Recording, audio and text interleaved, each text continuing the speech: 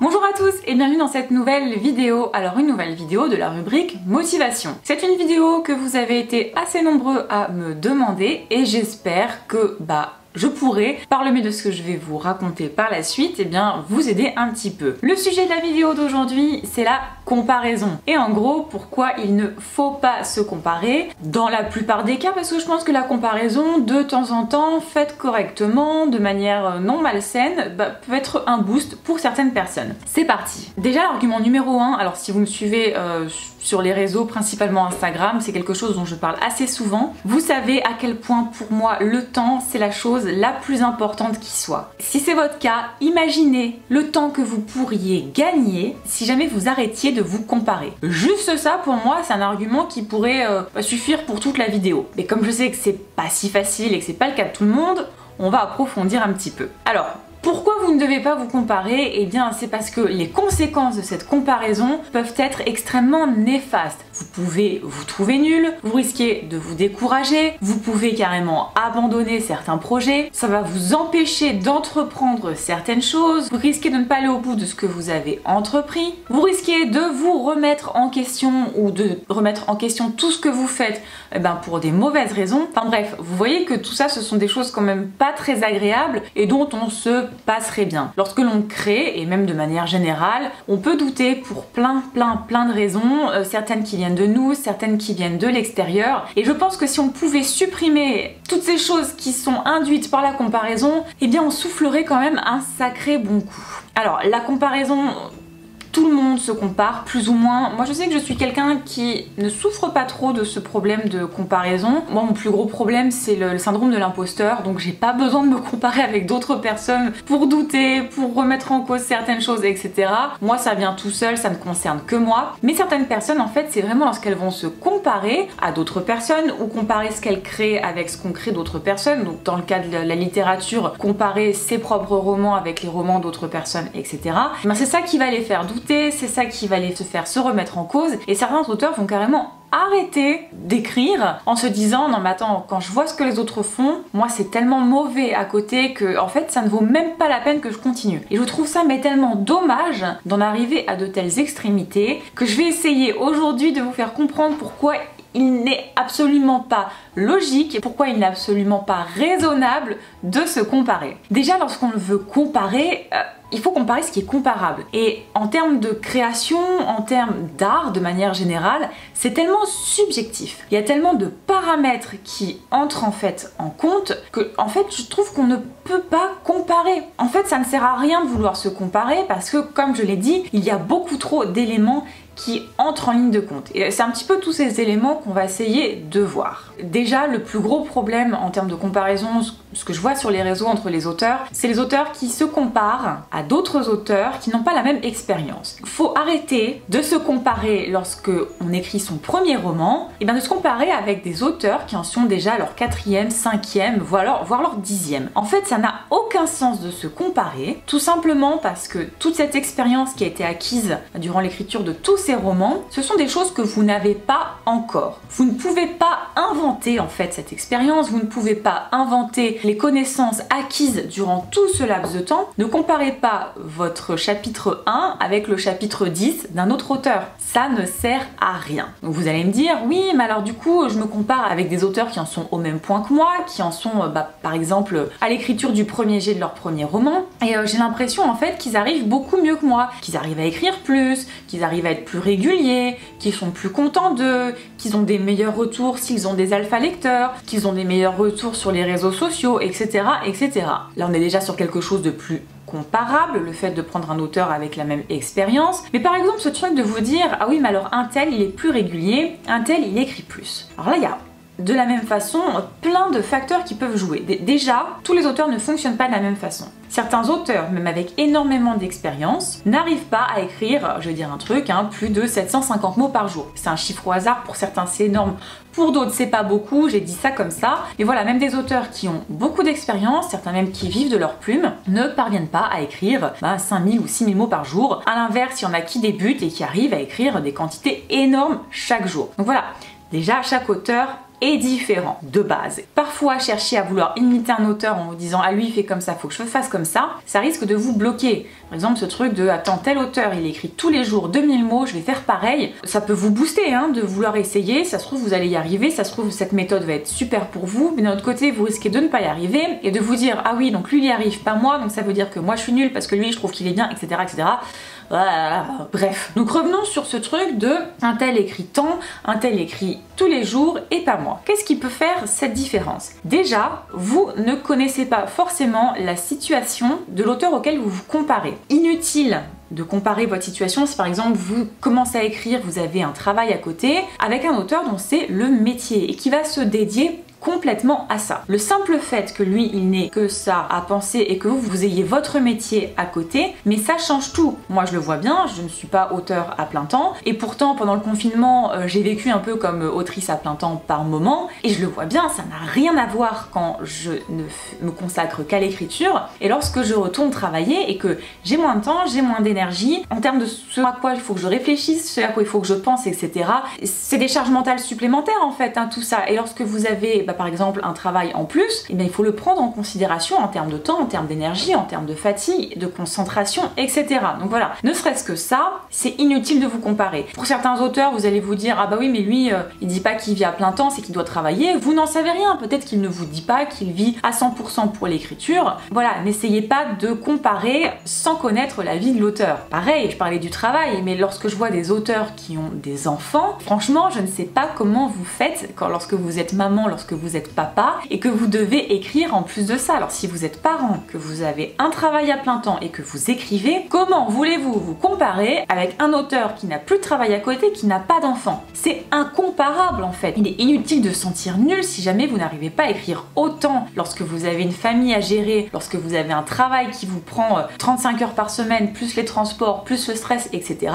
avec quelqu'un qui écrit eh bien, à temps plein. Moi je le vois bien, j'ai vécu les deux situations et encore il n'y avait même pas d'enfant dans la balance. C'est complètement différent. Arrêtez de comparer votre situation avec celle d'autres auteurs. Il y a tellement de facteurs qui peuvent entrer en compte. Alors voilà, je parlais du travail des enfants, mais par exemple, vous pouvez avoir des parents à charge, vous pouvez avoir d'autres activités à côté, vous pouvez avoir des engagements auprès d'associations. Il y a trop de choses en fait. Se dire un tel écrit autant, moi j'écris pas autant donc je suis nulle, stop, ça suffit. Ça ne sert absolument à rien de vous comparer. Si jamais ça peut vous booster pour essayer d'écrire plus ou d'écrire plus régulièrement, c'est très bien et dans ce cas-là la comparaison peut être intéressante, mais si c'est pour vous vous rabaisser et vous sentir nul, non. Il faut oublier. Mettez-vous ça dans le crâne, toutes les situations sont différentes, on ne peut pas les comparer. Alors je disais que c'était plus comparable de vous comparer avec un auteur qui écrit le premier roman qu'il ou elle va vouloir publier, qu'avec un auteur qui a déjà publié 10 romans. Mais même là en fait, moi par exemple lorsque j'ai écrit mon premier roman, c'était la première fois que j'écrivais. J'avais écrit des scénarios avant, mais j'avais jamais écrit de roman, j'avais jamais écrit de nouvelles, de poésie ou quoi que ce soit. J'ai pas fait un cursus littéraire. À côté de ça, il y a des auteurs, depuis qu'ils savent écrire, ils écrivent des histoires, des fanfictions, des poèmes, plein de trucs. Forcément, ils ont une expérience que moi je n'ai pas. Et ça ne sert à rien de me dire ah ouais mais attends, lui c'est le premier jet du roman qu'il veut publier, c'est quand même vachement mieux écrit que moi, il y a plein d'erreurs qu'il ne fait pas et que moi je fais. Mais c'est normal en fait. Si la personne elle écrit depuis qu'elle a 6 ans, moi j'ai commencé, j'en avais, je sais pas, 25, 26, plus, je sais plus exactement. Et forcément, lorsqu'on va arriver tous les deux à 30 ans, on n'a pas la même expérience en fait. Donc ne serait-ce que pour ça, ne vous comparez pas. Et comme je le dis, certains auteurs vont partager par exemple en disant bah moi j'écris depuis tant de temps. Avant de sortir mon premier roman, j'avais écrit tant de livres que j'avais sortis pour personne, que j'avais sortis sur Wattpad, etc. Voilà, vous ne pouvez pas savoir ce que tel ou tel auteur a fait avant d'écrire. De la même manière, il y a des auteurs qui font des exercices d'écriture ou par exemple le fait de taper plus vite à l'ordinateur. Il y en a qui s'entraînent à faire ça. Vous ne savez pas tout en fait, donc c'est pas la peine de vous comparer. L'autre chose aussi que je vois parfois, et là il y a une petite forme de jalousie, mais ça arrive souvent dans la comparaison et c'est assez malsain quand même je trouve d'être jaloux. Alors je sais que c'est beaucoup plus facile à dire qu'à faire, mais par exemple de se dire oui mais alors attends, moi je peux pas arrêter en fait mon job pour pouvoir me consacrer à 100% à l'écriture, parce que je dois élever mes enfants et pour élever mes enfants j'ai besoin de revenus. Mais bon, tel auteur, je sais pas, c'est bizarre, il ou elle, il a arrêté de travailler, mais comment il fait, etc. Il ou elle, il peut très bien avoir un conjoint ou une conjointe qui va lui dire écoute, moi je peux assumer financièrement pour tous les deux, alors soit pour un an le temps que tu te lances, soit jusqu'à ce que ça marche, etc.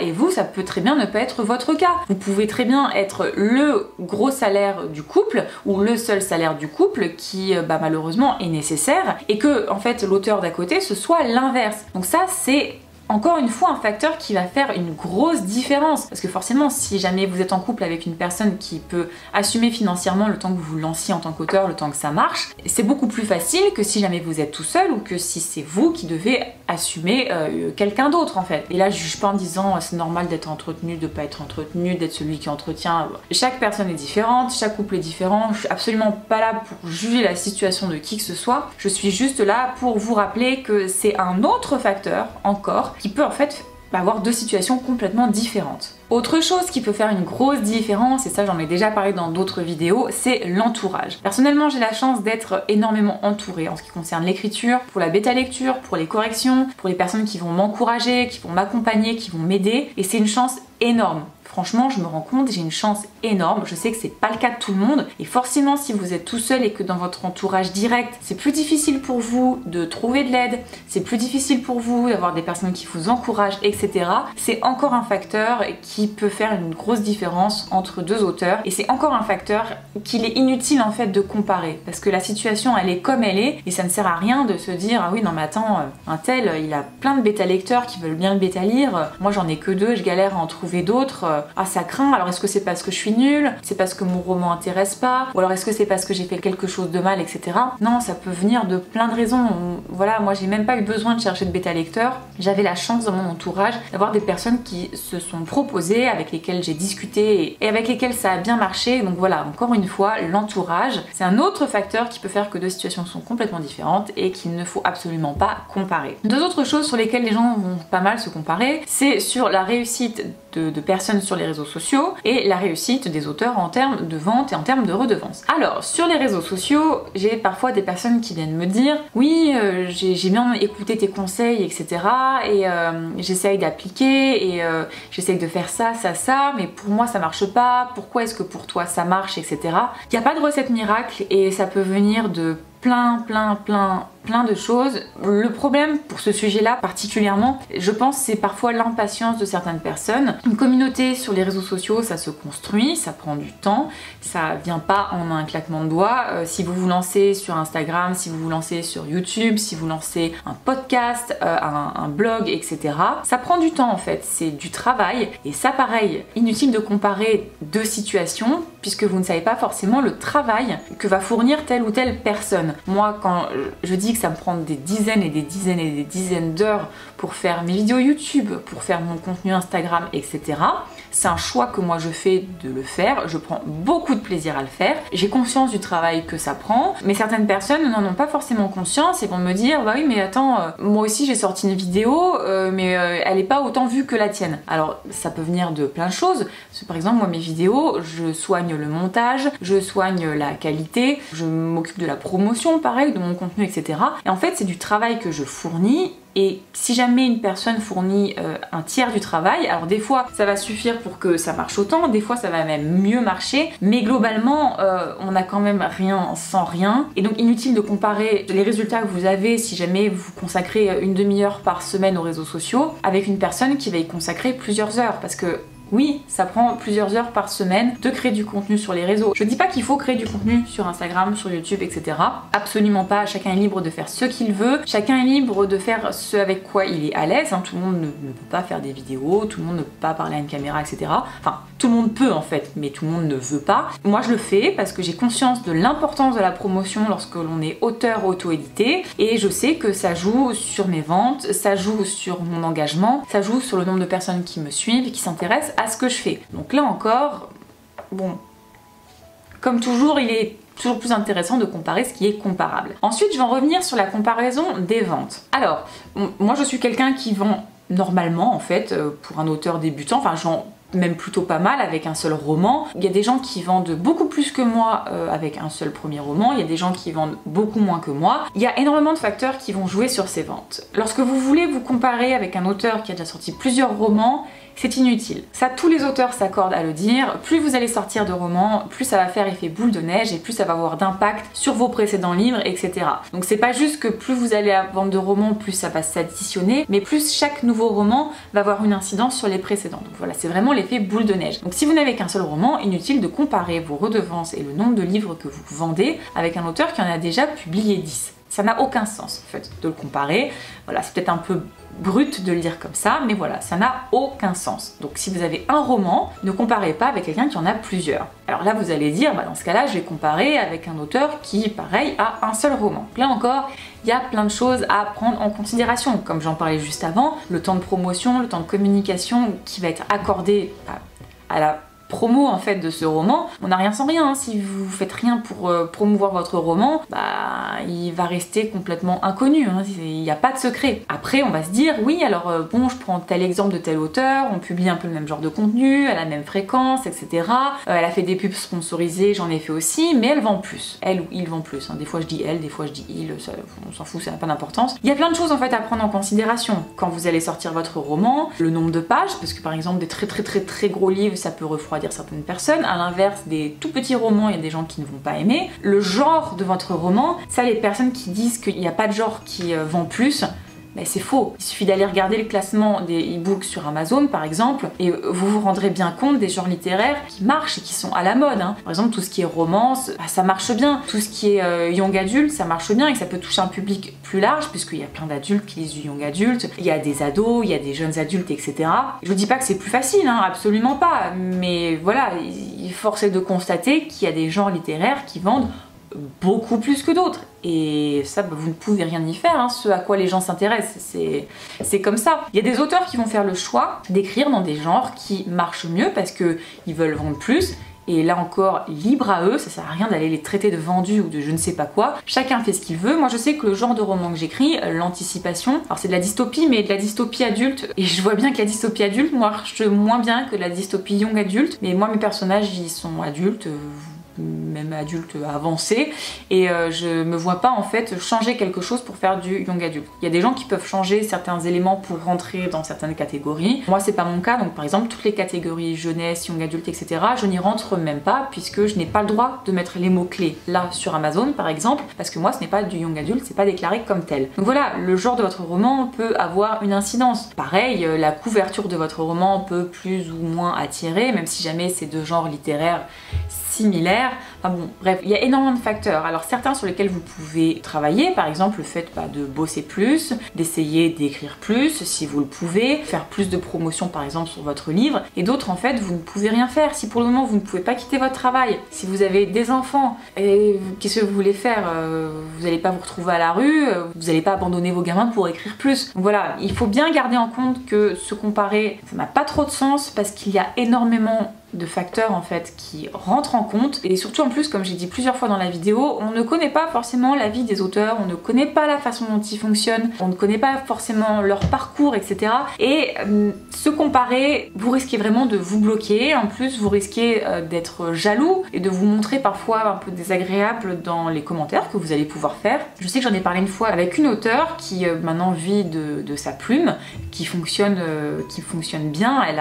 Elle a grimpé vraiment très rapidement et elle me disait qu'à un moment elle osait presque plus dire que ça marchait bien parce qu'on lui faisait sentir que ouais écoute, toi t'as de la chance, c'est bien, moi c'est pas le cas, alors ça me saoule que tu le dises. Et du coup elle n'osait plus en parler, alors que bon, elle en parlait pas pour se la péter, mais voilà, comme retour d'expérience, pour montrer son évolution, et moi je trouve que c'est hyper intéressant et hyper inspirant. Et du coup elle osait plus dire ce qu'elle disait avant en fait, et moi je trouve ça un petit peu dommage de faire culpabiliser les gens alors que elle, c'est pas de la prétention, c'était juste je vous partage mon évolution et comment j'y arrive de plus en plus. Et donc voilà, ça va rendre les gens un petit peu aigris, un petit peu jaloux et c'est pas terrible. Enfin, c'est beaucoup d'émotions très négatives et il y a suffisamment d'émotions très négatives partout pour ne pas vous infliger ça en plus. Voilà, je pense vous avoir dit un petit peu tout ce que je voulais vous dire. Pour résumer, arrêtez de vous comparer. Je sais, c'est beaucoup plus facile à dire qu'à faire, mais essayez de garder en tête en fait que vous ne pouvez pas comparer deux situations. Voilà, il faut comparer ce qui est comparable et dans l'écriture, je trouve que c'est pas du tout quelque chose qui se prête à être comparé, comme l'art de manière générale. Enfin, c'est tellement subjectif en fait que